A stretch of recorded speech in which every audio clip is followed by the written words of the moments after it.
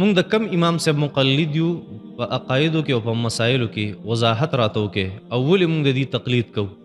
مونږ په مسایلو کې او په احکاماتو کې د امام اعظم ابو حنیفه رحمت الله علیه تقلید کوو په مسایلو کې، او په عقیده کې مونږ د امام ابو منصور ماتوریدی رحمت الله علیه دا هغه چې کومه عقیده ده مونږ د هغې تابعدار یو، او د هغې وجه دا ده چې مونږ د امام صاحب په مسایلو او په احکاماتو کې ځکه منو چې امام ابو حنیفه رحمت الله علیه چې کوم کار د قرآن او د حدیث په مسایلو باندې کړی دا یو امام نه کولی شي او نه چېرته کړی دی.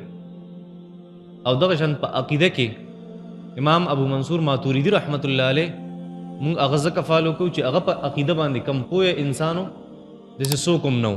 زمونږ طبیعت دا دی چې کم سړی په کم څیز باندې زیات پوهېږي مونږ هغه سړی په هغه څیز کې فالو کوو.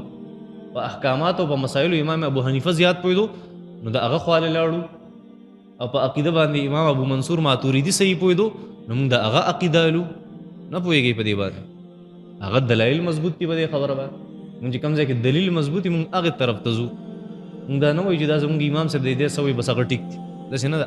دلیل چې کوم ځای کې مضبوط وي مونږ هغې طرف ته ځو. او ته به دا وایې چې یاره ولې یو امام فالو کو، په عقیده کې هم مونږ یو فالو کو، په مسایلو کې هم یو فالو کو، دا خلک اعتراض کوي. نو ګوره سړي چې کله سپلی وشلېږي بیا چمیار لځي، او سبزي چې پکاري بیا د نوشاد خوا لځي. نوشاد پسې سپلی وړې ده چېرته چې یاره دا راله جوړه کا برابرې کا. دا یې داسې کم سړی په څه پوهېږي خلک مسلې تپوس هغه نه کوي.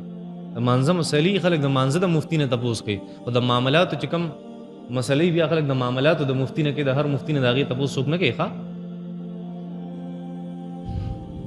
یو اهل حدیث دا اعتراض وکړو چې تاسو چې کومې ساده کپړې اچوئ دا په قرآن او په حدیث کې نشته، تاسو کالر پکار دا ده تاسو چې تاسو کالر والا کپړې استعمالوئ. ورته ووایه دا کالر والا کپړې راته په قرآن او په حدیث کې وښایه.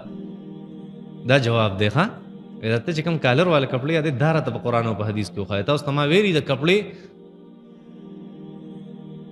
څوک دا نشي ویلی چې دا لباس حلال دی او دا لباس حرام دی. د لباس یو څو اصول مې ته ذکر کړو، هغه دا چې په لباس کې بې حیایي نه، په لباس کې بې حیایي نه، او د غیر مسلمه خلکو سره زنانه سره مشابهت نه، نو هغه کپړې بالکل روا دي. چا پلار ناروا نشي ویلی یو څیز ته. په خوراک کې څوک حرام نشي ویلی څو پورې شریعت نه ویلی، په کپړو کې په لباس کې څوک حرام نشي ویلی څو پورې شریعت نه ویلی. نو که څوک کالر والا چې که بغیر کالر چې هیڅ قباحت پکې نشته. پوهېږئ په دې مسلو باندې الله جل شانو قرآن مجید کې فرمایي قل من حرم زینة الله التي اخرج لعباده والطیبات من الرزق. اے پیغمبر صلی الله علیه وسلم ته دې خلکو ته ووایه چې دا خلک په کم طفیل باندې لباس حرام او په کم طفیل باندې رزق حرامي، چې الله یو څیز ته حرام نه ویلی نو دا د بني اسرائیلو کار نه دی په کار چې ځان نه ورته حرام وایي دا لباس داسې دی او دا لباس داسې دی. لباس کې د انسان اختیاري اصول ولا دقه دي چې کوم مې ته بیان کړي. بې حیایي پکې نه، د سړي زنانه سره زنانه د سړي سره مشابهت نه، د غیر مسلمه خلکو سره مشابهت نه، بالکل روا دی. هر لباس کا کالر والی او تنګ نستون والی غټو نستون والی ستا خوښه ده. د یزید باره کې د امام ابو حنیفه رحمت الله علیه او د نور احناف څه رایه ده؟ د علماء حق دا رائے د اهل سنت والجماعت چې د یزید باره کې هغې توقف اختیاري، خاموشي اختیاري، دغه باره کې هغې څه نه وایي. ښه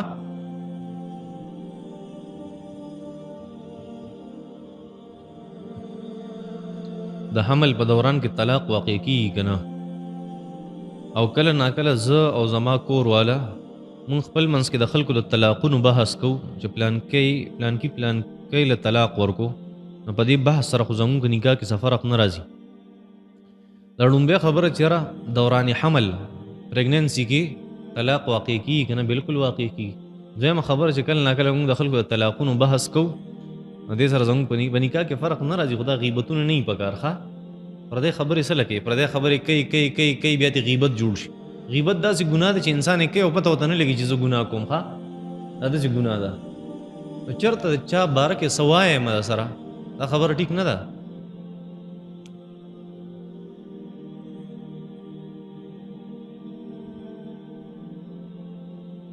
دیو چې زما د کپړې دکان دی زه ټیلري کومه. ښه یو سړی ټیلري کوي د هغه سره وایي زما جګړه وشوه په دې خبره باندې چې هغه وایي ستا دغه جوړه ده او ما ورته وایي چې نه زما کپړه تا بدله کړې ده.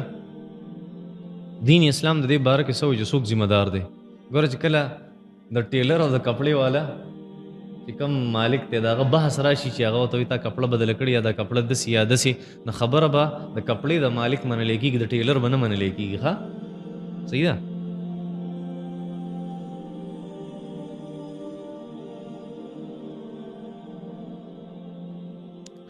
ده یو زنانه وایي چې مونږ سره په کور کې زمونږ ورور خاون او مور او پلار اوسېږي نو د هغې مخې ته سرتور سر اوسېدل څنګه دي سرتور سر د داسې قسمه محارم چې د هغې مخې ته جایز دي بالکل سرتور سر څه نقصان پکې نشته البته دا عادت نه دي جوړول پکار ښه بیا زنانه عادت خرابېږي دې سره پوهېږئ